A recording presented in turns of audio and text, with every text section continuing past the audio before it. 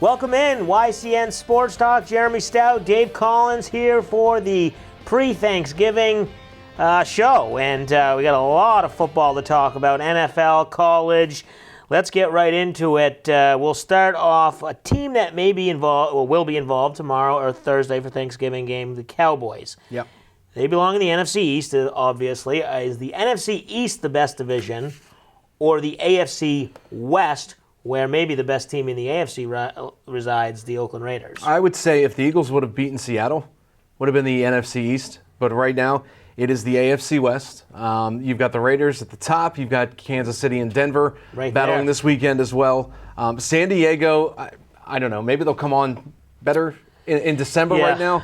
But you go top to bottom in the AFC West, and you've got some fierce competitors right there. I'm not sure if the Eagles can bounce back into it. You know, you got the Giants with a hot streak, and you've got Dallas and Washington. A huge game coming up. So I think after this Sunday or Monday, because the Eagles will host Green Bay on Monday night, we'll be able to tell. But right now, those are the two in the NFL, one from each conference, the best divisions. All right, I do disagree, but I can't. Okay. It's not a strong disagreement because you're right. All those teams are right at the top. They're pretty good. But the Eagles 5-5.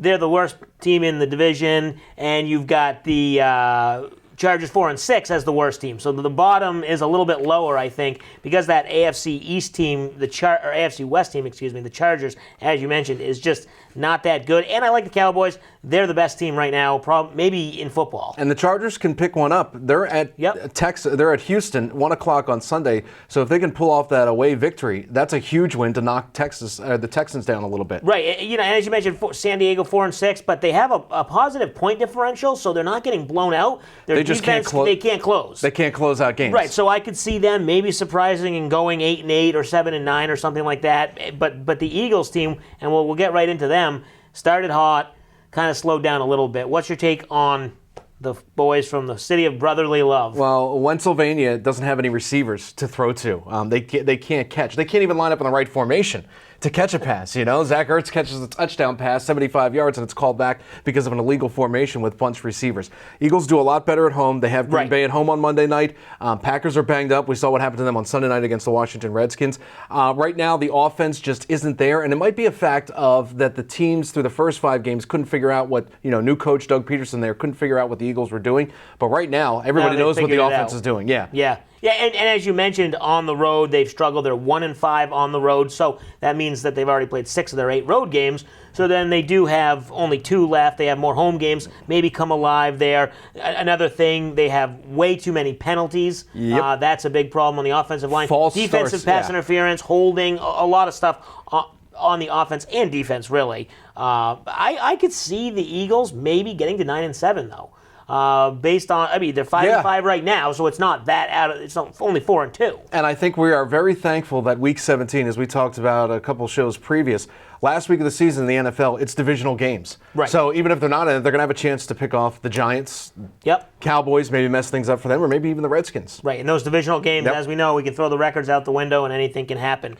Getting to a team that we don't know where they're going to end the season, the Cleveland Browns. Who's their quarterback? I can't keep track each week, right? I might go out there, but each week it's somebody different. They got a lot of problems, to say the least. Will they win a game this season, and which one maybe do you think is the best shot? I don't think so. I looked at before we went on the air, I looked at the last game of the season. It's against Pittsburgh, and the Steelers might be vying for a playoff spot. They got the Giants this week. I think Eli Manning will definitely take care of that, even though the game's in Cleveland. Browns are hopeless. Yeah, that's all I'm going to say. The Browns are hopeless. Yeah, they don't have much left. They do so they have the Giants at home, as you mentioned. They have Cincinnati and San Diego at home, so maybe that's that game with San Diego coming east and their season may be bad lost. Weather, Possibly, and we talked about that may possibly be one of those games, but they remind me too much of the 2008 Detroit Lions right now. Just a total mess. Yeah. Just bad all around. So what's the recipe, quickly, before we hit the break here? What is the recipe for this Browns team to go forward? Not this year, but in the future. They hired somebody from the front office who was supposed to be analytical and supposed to help them out. Do they just need to get that offensive line built and work out like we've seen teams before? I still think they're cursed by Johnny Manziel. I think you need to do something in the draft, maybe trade away, get some draft picks, and start over from scratch. It's going to be at least 2 or 3 years before this team is competing for a playoff spot. Yeah. I don't know what the answer is. Detroit, but it's not this year. You're saying it's not going to be this year, and it's probably not going to be next year either. You know, Pittsburgh's still going to have Ben Roethlisberger. Right. Cincinnati might be looking for a new quarterback. And Baltimore has always been good with their defense. Yep. So if you're Cleveland, you got to wait till the offseason. You got a long, and it's going to be a long offseason. So we'll take a break and come right back. We'll talk about the two best teams, possibly in the NFL, but definitely in the AFC, and the big Jets-Patriots match Yay. coming up on Sunday. We'll be right back. You're watching YCN Sports Talk.